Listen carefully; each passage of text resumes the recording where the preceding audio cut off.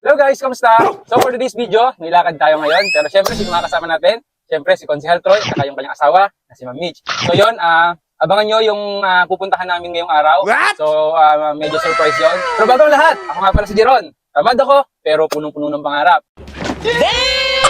So yun, for today's video, samahan nyo kami na pumunta sa Manila. Kasama nga syempre si Konsehal Troy at si Ma'am Mitch. So yun, tara, abangan nyo kung saan kami punta.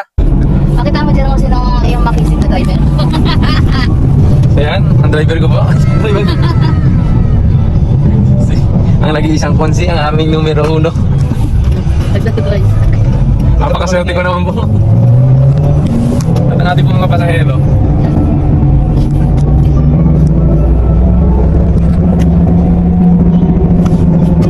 So yun guys, papunta na kami ng Manila. So yun, yung mga kasama natin. Siyempre si Ma'am Mitch, and siyempre si Konsi yan.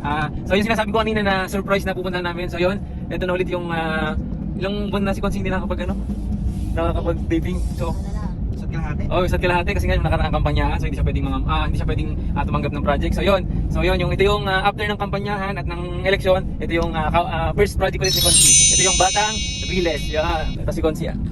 So yan, driver nga natin. Driver natin yung artista. Rolling. Ayun po sa lahat po ng mga taga-Tuwi.